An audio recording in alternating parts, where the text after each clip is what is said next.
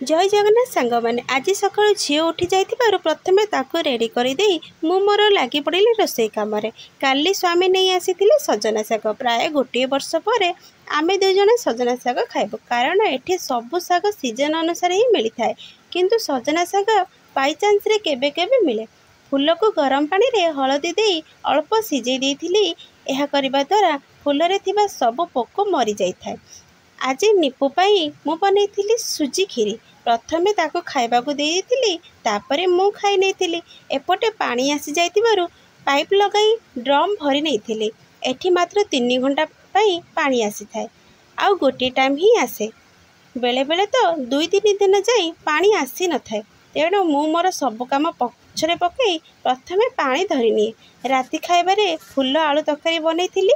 निपुर सोइबा time हो जाइतिबारु ताकू खाइबाकू देई देथिली। वीडियो भल लागिथिले सब्सक्राइब